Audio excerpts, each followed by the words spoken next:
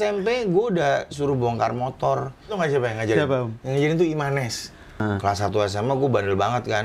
Dikeluarin gue. Dari situ gue jadi, wah ini kayak emang dunia gue emang musik gitu kan. Udah. Gue nggak tahu tuh ada band Kiss, The Police. Tahu-tahu ditarik Elpamas. Tuh kebayang nggak anak kuliah, lagi pengen kuliah. Tahu-tahu disuruh rekaman, terus tour. Dapat duit kan. Kuliah nggak dapet duit kan. Ngabisin duit. Ngabisin duit. Akhirnya gue kecebur.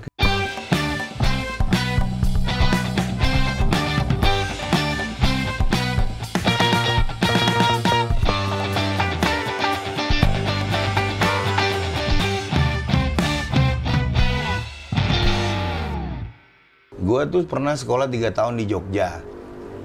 Udah ke SMP kelas 2, gue minta bokap gue dari SD gue pengen sekolah di Jogja karena penasaran, dibilang Jogja kota pelajar. Kota pelajar, iya ya. Apa yang bikin, maksudnya penasaran sebagai anak yang menggebu-gebu SD. Diluluskan sama bokap baru SMP kelas 2. Jadi SMP kelas 1 gue rapotnya bagus, naik kelas 2, ya udah rapot lu bagus, boleh deh sekolah Jogja. Sekolah di Jogja gue. Nah, di situ baru gue merasa waktu itu ya. Tahun berapa tuh? 80-an awal. Bus, belum lahir. Belum lahir. Ya, itu gue SMP. Nah, itu bener-bener kota pelajar. Gue dulu di Jogja tuh di SMP 8 negeri. Itu gue pertama kali sekolah di situ kagetnya minta ampun. Jadi, kalau kita di Jakarta, ya mungkin sekolah lain beda ya. Iya. Kebetulan di SMP 8 tuh waktu itu suasananya seperti ini. Kita kalau break, istilahnya? Istirahat. Biasanya nongkrong kan? Iya. Gue istirahat di SMP 8, ada yang nongkrong dikit. Terus anak-anak hilang kemana? Lu tau nggak? Ke perpustakaan, men, gokil nggak? Baca. Jadi SMP 8 itu kalau istirahat, hampir sebagian besar muridnya bukannya nongkrong tapi ke perpustakaan. Ada luar yang biasa. ngerjain PR, ada yang... Gue kaget kan, Jakarta lihat gitu kan. Wah, gokil nih. Terus pulang sekolah mereka nggak langsung pulang. Pulang sekolah itu ke perpustakaan lagi ngerjain PR hari itu. Luar biasa. Jadi itu sekolah banget. Sekolah banget. Jadi pulang ke rumah tuh udah nggak ada apa-apa. Pulang ke rumah tuh misalnya hari ini dikasih PR, itu ngerjainnya pulang sekolah bareng-bareng di perpustakaan. Jadi langsung saling, ini gimana sih? Ini gua nggak ngerti. Gitu. Gila. Terus mutu levelnya pelajaran bahasa Inggris dan matematikanya di SMP 8 waktu gue SMP itu bagus banget, tinggi gitu loh. Gue jago bahasa Inggris sama matematik di SMP 8. Gitu. Gara-gara SMP 8. Dan mana ada SMP kelas 2 SMP ekstrakurikulernya tau nggak apa? Otomotif. Nih jadi, hasilnya nih. Jadi SMP itu ada ekstrakurikuler otomotif motor. Makanya bengkel vokal. Nah itu. Jadi SMP gue udah suruh bongkar motor. Jadi bagaimana cara jadi dikasih bongkar mesin gini-gini begitu. Belum bongkar gitar tuh, belum. Bongkar piano. Iya. Nah terus dari situ mulai seneng gitar-gitar kan. Nah jadi pertama kali gue ngeband tuh gue gitaris. Oh gitaris. Gitar. Terus nyari penyanyi nggak dapet. Akhirnya gue gitar sambil nyanyi. Gitu. Oh di Jogja udah keren tuh udah. Wah, terus sambil nyanyi.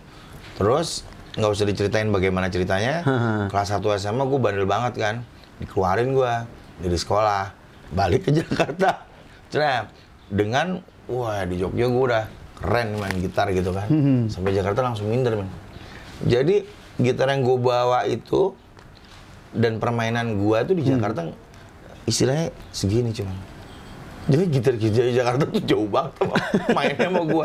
Perkakasnya, efek-efeknya. Gue melongo aja. Anjir ini apaan nih? Gue nggak punya gitu kan. Minder lah gue kan. Iya. Nah, terus tapi gue tetap pengen ngeband. Gimana caranya? Main yang senarnya dikit aja deh. Main bass. Senarnya cuma 4. Iya. Ngapalinnya dikit. Udah, akhirnya gue main bass. Sama kejadiannya. Nyari vokalis nggak dapet. Akhirnya nyanyi main lagi. bass sambil nyanyi. Main bass sambil nyanyi, terus SMA itu ikut. Gue inget tuh SMA kelas 2 kalau nggak salah, apa kelas 3 ya. Gue main nyanyi, wakilin SMA 8. Festival band antara SMA, jurinya anak slang. Oh. Terus gue juara 2 kalau nggak salah, tapi the best basis. Padahal gue main bass sambil nyanyi. Sambil nyanyi. Tapi yang nggak dilihat yang dilihat bassnya bukan suaranya. The Best Bassist sama juara 2. Dari situ gue jadi, wah ini kayak emang dunia gue emang musik gitu kan. Udah. Nah tahu-tahu lulus SMA diajakin band namanya Seeds. SEEDZ. Dia waktu itu tribute Scorpion gitu, bawain Scorpion, lagi nyari vokalis. Gue diajakin masuk. Nah itu pertama kali gue ngeband serius tuh. nyanyi doang. Di Seeds. Seeds. Tahun berapa tuh kira-kira? 87, 88. 88. Nah itu dari situ. Nah di tahun-tahun itu kan tadi Om bilang main musik, main bass sambil nyanyi kan jarang banget Indonesia dulu ya. Tahun-tahun itu jarang. Vokalis sambil main bass. Karena biasanya vokalis tuh. Nah itu yang ngajarin tuh nggak siapa yang ngajarin? Siapa, Om? Yang ngajarin tuh Imanes. Jadi, nah tadi aku terbesit di kepala bahwa saya mau bilang bahwa Marga Reggae itu sebenarnya ada kelanjutan dari perjuangan Imanes sebenarnya, Om. iya. Dia bikin reggae tapi caranya dia. Itu dia, Om. Bener nggak? Benar, karena kita sempat wawancara dengan Reynold, Reynold gitaris dan Don Slang. Dia di tanggal 1 Juli kalau nggak salah waktu itu. Sambil minum dikit ya? Boleh, Om. Cheers dulu lah, Om. Oh ya, cheers. Biar berasa kafe. Iya. Dia cerita soal Imanes, gimana dia kesehariannya dan terpancar di karyanya dia, Om. Dia seperti yang Om bilang tadi, bahwa dia seperti ngomong a. Iya. Sehingga ketika kita yang mau bawain lagu dia, image dia itu udah nempel banget sama karyanya dia. Jadi Imanes tuh bikin lagu waktu itu nggak sok dimerdu-merduin gitu, men. Ya kan Benar. Nggak dimerdu-merduin, nggak apa lah ya. Iya mengalir aja. Ngalir. Oh ikan bakar kuangus gitu. Iya. Kayak orang nongkrong bikin lagu nyanyi pas direkam ya kayak gitu. Itu dia. Nggak dibagus-bagusin gitu nggak. Jadi natural, jujur banget ya. Jadi dia kalau nggak salah Imanes tuh gue SMA, dia udah kuliah. Gue latihan, band gue latihan di studionya dia di Duren 3 dekat Potlot. Iya dekat Potlot. Rumah dia di situ Didit masih SMP tuh Didit SMP saat apa SD ya. Pokoknya masih kecil lah Didit. Gue udah ngeband terus dia ngasih tahu, lu main bass bukan gitu, gini. Maksudnya emang dia lebih tahu kan. Iya. Gini. Terus dia ngejajalin gue, dengerin ini gitu. Akhirnya gue jadi dengerin. Oh, kalau main bass dengerinnya ini Iron Maiden lah, apalah gitu. Ya. Nah, di keluarga papa aktor kan, ibu penyanyi seriosa. Ya. Nah, mulai suka rock tuh gimana, Om? Karena pasti, apalagi tadi vocalizing ibu kan setiap hari tuh, piano dan apalagi seriosa, teknikal banget kan. Yang nyemburin gua rock sebetulnya kota Jogja. Di SMP itu? Jadi gua tuh tadinya nggak tahu rock. Taunya bokap itu dengerinnya Elvis Presley. Waktu gue kecil ya, dengerin Piringan Hitam itu. Vinyl setiap gitu. hari nyokap seriosa. Bokap itu kalau nggak dengerin Brewery, Elvis Presley, The Beatles. Ya itu, tiap hari gue dengerin itu mulu. Nah, di Jogja, gue nggak tahu tuh ada band Kiss, The Police, terus apa yang tahun 80-an. Taunya di Jogja, teman-teman gue ngasih tahu. Lu nggak pernah dengerin ini ya? Enggak. Norak banget sih, ditoyor gitu aja. Nih anak sekarang nih rock nih 80-an, rock 80-an ini. Jadi gue tahu musik-musik rock di Jogja. Gitu. Dan mulai ngeband ya? Mulai ngeband, masih bego tapi ya, gitu ya. Tapi minimal, jadi tadi SMA bandel. Karena SMP itu kayaknya sekolah banget ya? Iya, SMP karena sekolah banget. pinternya matematika sama bahasa Inggris. Iya. Itu kan serius banget kan? Nah, pas balik ke Jakarta, itu bukti bahwa Jogja kota pelajar. Pas balik ke Jakarta, masuk SMA, gitu ya. Itu gue merasa bahasa Inggris sama matematika itu ganjil banget gitu. Berarti kan jauh banget gitu ya sama berarti anak-anak kan sini. levelnya di Jogja Tinggi lebih banget. tinggi. Jadi pas gue balik sini, iya ini mah gue kemarin udah dapet. Kelas 1 gitu. Iya gitu. Gitu. Jadi lumayan lah matematika Iya. lumayan ya gitu. Nah, kuliah gak, Om? Nggak kelar, men. Nah, itu dia. Karena emang SMP itu udah sekolahnya dia sudah. Iya. Om, kayaknya SMP udah sekolah banget ya. Iya. Jadi gue pernah kuliah di UNAS. Wow, itu Di kampus UNAS. musisi dulu. Tahun. Jadi gue nganggur dulu setahun, lulus SMA 87. Terus 88 berusaha kuliah. FISIP UNAS gitu. FISIP ngambil hubungan internasional. Sok-sok hubungan internasional kan, udah nggak paham. Terus Karena bahasa Inggrisnya itu kali mungkin. di situ gue mulai kenal band Daniel Pamas. Oh. Gitu. Tapi itu setelah dengan Seeds tadi. Iya, setelah Seeds, kuliah. terus ketemu anak Wizkid, ketemu band-band. Tahu-tahu ditarik El Pamas tuh, kebayang nggak anak kuliah lagi pengen kuliah, Tahu-tahu disuruh rekaman, terus tour, dapat duit kan. Kuliah nggak dapat duit kan. Ngabisin duit. Ngabisin duit. Akhirnya gue kecebur. Kecebur di Alpamas. Ya, karena maksudnya manggung apa. Terus gini, wah euforia anak muda kan. Wah keren nih. Kuliah hancur. Gitu. Ya gitu. Terus berusaha kuliah lagi tahun 92 di Gunadarma. Oh sama dong. Nggak selesai juga. Nah ternyata abis itu 92 atau 94 gue menikah. Anak gue lahir 95 gitu. Nah dari situ kan tanggung jawab sebagai laki-laki apa ini harus kerja gini. Serius Nah nih. itu ceritanya lain lagi tuh. Jadi di Gunadarma bukan gue malas kuliah, gue tuh harus punya anak, harus menghidupi, Harus ada pemasukannya, pendapatan. terus kemampuan otak gua tuh nggak mampu untuk bekerja sambil kuliah. Oh iya, gitu. iya. Maksudnya ya mungkin ada orang yang bisa gitu, gua nggak bisa itu. Bener, karena energinya sepertinya lebih banyak di keluarga dan musik ya Om ya? Iya. Gitu. Jadi untuk kuliah kayaknya gua emang nggak mampu. Akhirnya gua putuskan berhenti. Udah gitu. Secara dengan penuh tanggung jawab untuk berhenti Iya, ya? maksudnya berhenti bukan asal-asalan. Berhenti nganggur, berhenti karena bekerja gitu. Nah di Alpamas sampai tahun berapa Om? Jadi gua tuh kalau itu tahun 90 kalau nggak salah album kedua.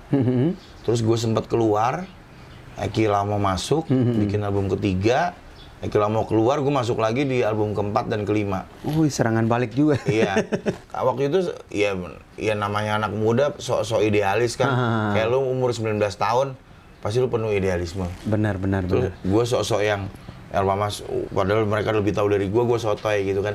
Enggak, gue gini nggak mau gitu-gitu. Terus sempet selek gue keluar lah gitu. Dan masuk lagi. Tapi ternyata di perjalanan nggak tahu sama-sama masih pengen bareng ya masuk lagi. Sampai bikin 2 album lagi. Jadi gue bikin 3 album di Alpamas. Nah mulai masuk ke dunia kafe-kafe untuk bikin 7 Years Later. Oh itu dari Alpamas sebenarnya. Dari Alpamas udah. Jadi Alpamas itu pernah kita tuh ya memang ada masanya kan ya. Masa tur-tur sering sama masa-masa garing gitu. Nah waktu itu tuh kebetulan di tahun itu nggak ada panggung, nggak ada tawaran panggung. Cuma kan harus makan, men. Iya. Terus kita ngumpul-ngumpul, kenapa nggak kita main di kafe aja? Terus emang mau kafe nerima rock gitu? Loh kita bikin mau, gue bilang gitu. Semangatnya luar biasa. Iya. Jadi itu pertama kali kenal yang namanya Rastafari di situ. Oh. Jadi gua kenal si siapa? Tony. Mas Tony, ya. Jadi gue main dulu di Valatehan Blok M, nama kafenya Classic Rock Stage. Oh iya, tahu. Ya, gue tuh main hari, gue lupa ya. Pokoknya dua-duanya weekend. Rastafari itu reggae itu misalnya Minggu deh, kalau Sabtu, salah. ya pokoknya gitulah sama-sama weekend. Dan di situ dulu cuman blues, reggae, Rock. apa gitu.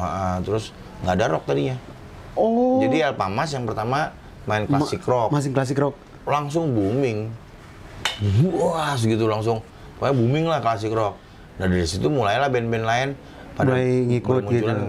main klasik rock. Dan tapi di masa itu Om, beda dengan sekarang ya Om. Masa itu memang orang ke kafe itu mau nonton musik Om ya? Memang. Iya kan Om? Bener.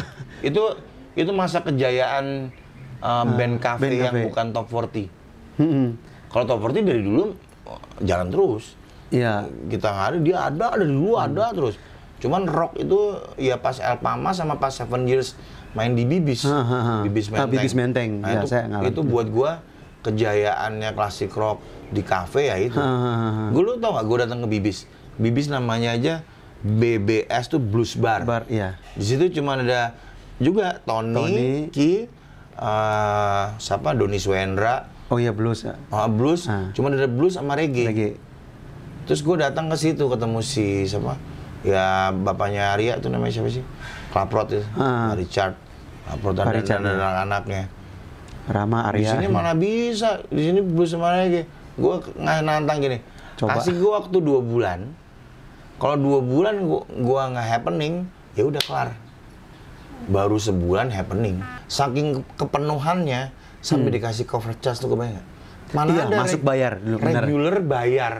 35 Alhamdulillah cuman gue tuh yang gitu tuh. Saking tempatnya kan kecil. Kalau nggak dikasih cover charge itu bludaknya minta ampun. Dan ternyata yang belanja dikit. Maksudnya ada yang belanja, ada yang cuma nongkrong doang. Nah, untuk biar ketahuan masuk belanja ya dikasih corporate charge supaya mereka minimal minum segelas lah gitu. Tahun itu kalau nggak salah 35.000 ya. Iya. Iya, 35.000, kalau weekendnya itu 40.000. 40.000. Iya, gitu, 40.000. gitu. Gokil. Nah, sekarang kan nggak bisa kalau kafe bayar. Lu nonton, lu datang ke kafe acara reguler, Mas ini bayar 50 langsung nggak jadi. Ya kan? Dan memang tahun-tahun itu musikalitas band di kafe itu emang standarnya udah tinggi banget sih. Iya, bagus. Mereka bisa, kadang ada lagu yang memang kadang dimainkan lebih bagus dari yang aslinya. Gue ingat, no. Di Classic Rock tuh ada Second Born. Oh iya. Second Born, terus ya pokoknya gitulah, itu era-era boomingnya Second Born. Opi ya. Iya. Ayub ya, pokoknya gitulah. Acid Speed Band tuh. Acid Speed iya. Acid Speed, Rolling Stone, ya era-era itulah. Nah, terus mulai bikin Dokats-nya tahun berapa Om? Bengkel nah, vokal. itu dia lucu tuh. Gua tuh orang yang kalau orang bilang tuh bisnis lu apa? Gue jawabnya LMGA. Lu mau gua ada, lu mau apa? Gitu. Luar biasa. Lu iya. Jangan sampai ditanya, lu ada ini nggak? Oh nggak ada, nggak. Gue orangnya nggak gitu. Nggak ada, gue ada-adain gitu. Nih contohnya nih. Nih, ini bengkel. Jauh sih dari musik, tapi ini hobi ya Om ya? Hobi. Ini bikin sendiri loh nih. Nggak ke bengkel custom nih. Ini bikinnya di rumah. Bikin sendiri. Akibat di bengkel custom harganya 15 juta. Iya. Dibikin berapa budgetnya? Nggak nyampe 10. Tuh kan, ada yang mau bikin? Nih hasilnya nih. Murah, meriah, bikin sendiri. Iya, beli gini belum dicat, masih besi, ngecat sendiri nyuruh orang. Ya begitulah. Iya. Bunuh. Ya. Nggak apa-apa Om, sambil angkat nggak apa-apa Om. Siapa? Natural aja nggak apa-apa. Oh, sebentar. Ya. Gue lagi syuting Om. Syuting dulu. Ya, syuting iya. Konten YouTube. Ya. Ini dulu. Silent. Cret. Oke. Ini handphone dari Jawa. Iya, handphone Jawa. Oppo soalnya mereknya Oppo. Jadi, Ora emang. Ora. Nah, Ya gitu. Jadi bengkel vokal itu asal mulanya gini. Gua tahu-tahu ditantangin, Mas Dudi ngajar ya vokal. Oh iya gitu. Padahal gua enggak. Terus yang ngajar vokal kan nyokap. Terus ada beberapa orang mau jadi murid gua. Sementara gue sebetulnya nggak ada pengetahuan itu. Gue langsung belajar sama nyokap. Bu, ini kalau ngajar vokal materinya ada nggak buat ngajar? Ada gini-gini yang pertama. Jadi gue belajar dulu sama nyokap. Nah, sambil belajar sambil langsung ngajar. Jadi learning by doing. Sotoy aja gitu, learning by doing. Nah dari situ tahu-tahu Idol 2, Indonesian Idol 2 2004 itu butuh angkatan Judika. Judika Mike butuh vokal coach yang bisa ngajar rock. Karena dia kan ngikutin yang Amerika. Oh iya benar, standarnya di sana kan. Amerika lagi temanya rock, Indonesia ikutan rock. Ya alhamdulillah mereka manggilnya gue. Gitu. Terus, nah dari situ levelnya langsung ting lah, langsung nongol di TV. Jadi orang akhirnya tahu bahwa gue guru vokal. Gitu. Tapi emang di keluarga sih udah. Tapi bukan gua nol, nggak. Ya, Gua udah tuh ada bekal ya. Waktu pertama kali ngajar yang di rumah aja, gua udah langsung belajar. Sembari harus main piano kan gitu. Harus bisa. Karena tekniknya. Gua jadi fingering lagi tiap hari latihan. Ya gua jadi ngikutin nyokap. Tiap hari fingering, vocalizing, gini-gini karena masa gua lebih jelek dari murid gua nggak mau. Murid gua datang, ya gurunya cemen amat gitu. Nggak jadi belajar langsung. Nah, jujur aja Indonesian Idol 2 itu mendongkrak nama gua sebagai vocal coach. Dan secara kualitas Indonesian Idol 2 itu tinggi banget sih Om. Iya. Hasilnya kan terbukti sampai sekarang Om. Terbukti gitu, walaupun bukan jasa gua juga ya. Iya. Mereka juga emang kebetulan keren ya. Judika tapi keren, fondasinya Mike keren, juga, iya. ya. Ada siapa namanya? Firman. Firman. Ada siapa? Ya pokoknya gitulah. Nah, dari situ label denger nih mungkin, label-label Aquarius, Warner, Musika. Label gede semua tuh. Wah, ini vocal coach Indonesian Idol nih cuy. Gitu kan. Terus tahu-tahu ada band namanya Samson. Oh ya, Bams dan kawan-kawannya. Gue ditelepon sama manajemennya. Mas Dudi bisa nggak ngajar? Ini ada band baru nih mas. Gitu. Belum keluar albumnya. Udah jadi tapi belum keluar. Nah, bandnya bagus mas. Vokalisnya cuman kayak kurang apa gitu gini. Udah gue suruh ngelatih Bams. Nah sebetulnya jujur aja Bams itu udah keren. Kurangnya tuh cuma ya lah, kurang dikit lah. Ya. Terus belajar sama gue. Ya pastinya ada tambahan ilmu. Tahu-tahu lagunya meledak. Ya. Orang kan pasti nanya, lu latihan di mana bang? Latihan sama Dodi. Naik lagi. Jadi gue tuh God give anugerah. Semuanya. Dari situ baru gue akhirnya kayak emang dari Tuhan gue dikasih jalannya menjadi guru vokal. Akhirnya gue bener-bener serius tuh belajar vokal. Belajar menjadi guru vokal, bukan belajar vokal. Belajar menjadi guru vokal dengan berbagai guru macam-macam. Setiap ada orang yang keren gurunya, gue samperin. Gue belajar ilmunya bagaimana gini-gini. Ya gitu lah. Ada juga yang belajar di internet. Dan pokoknya gue harus update, bener nggak? Bener sekali. Biar bisa adaptasi ya. Iya. Yang murid, misalnya gue dapat murid ABG, terus dia tekniknya teknik anak sekarang. Seleranya juga. Sekarang. Iya. Ada yang manggil Pak, ada yang manggil Om gini. Padahal dia tahu nggak lagu ini Jealous of the Rain? Terus gue nggak tahu gitu. Terus ya gurunya jadul. Gak gaul. Ya gitu. Akhirnya gue harus wajib update. Nah akhirnya gue jadi gitu. Ya bisa dibilang bahwa setiap hari adalah belajar ya buat Om belajar. Gitu. Dan murid tuh sebetulnya gue seneng. Murid-murid ABG tuh, murid-murid milenial tuh sebetulnya membantu gue update ya kan. Bener sekali. Mereka ngasih gue input baru, lagu-lagu gini-gini. Nah anugerah yang berikutnya adalah tahu-tahu Ari Lasso belajar sama gue, tahu-tahu Ariel belajar sama gue, tahu-tahu Roy Bumerang lah, terus yang nggak masuk akal men, Aura Kasih, Ola Ramlan, IDP, Luna Maya, Indah Dewi Pertiwi, terus hampir semua pemain sinetron Cinta Fitri waktu itu belajar ke rumah gue aja sampai kok mereka mau ya belajar sama gue, sebenarnya gue begini kan, gitu kan.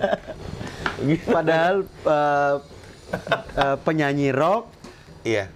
Tetapi ya itu tadi dasarnya udah kuat sih Om ya. Ya. Gue sih dasarnya emang dari ibu basicnya ya. Klasik, iya. Basicnya klasik. Karena emang teknik vokal itu di klasik itu benar. Bagaimana pernapasan itu diajarkan. Anugerah berikutnya adalah X Factor. Oh iya. Waktu X Factor nyari vokal coach juga. Gue diterima lagi. Ya cuman gue memang nggak mau terus-terusan gitu karena itu kerja yang berbulan-bulan. Jadi gue yang penting nongol X Factor udah gitu. Indonesia dulu udah gitu. Cuman buat promo aja. Awalnya karena basically suka tantangan. Jadi sesuatu yang ya begitu terus. Nah, bengkel vokal sendiri sejarahnya gini. Boleh ceritain? Boleh dong, harus. Jadi gini, suatu hari gue terlibat dengan Elpamas kan. Elpamas itu dekat ke bengkel teater Rendra, dekat dengan Kantata. Iya. Nah, kenalah gue dengan bengkel teater. Terus gue ikutan bengkel teater sampai manggung. Gue main teater gitu. Nah, gue tuh respect banget sama WS Rendra. Iya. Sehingga bentuk apresiasi dan tribute penghargaan gue buat beliau adalah dia bikin bengkel teater. Bengkel teater, Om gue bikin bengkel vokal. Sebenarnya nama bengkel itu adalah bentuk penghargaan gue buat Rendra. Oh, ternyata itu. Iya, karena dia banyak memberi masukan gue. Banyak lah di input dari dia di dunia seni. Oh, ya, seniman tuh begini banyak banget. Sejak kenal dia gue lebih dewasa lah gitu. Luar biasa. Dewasa kan?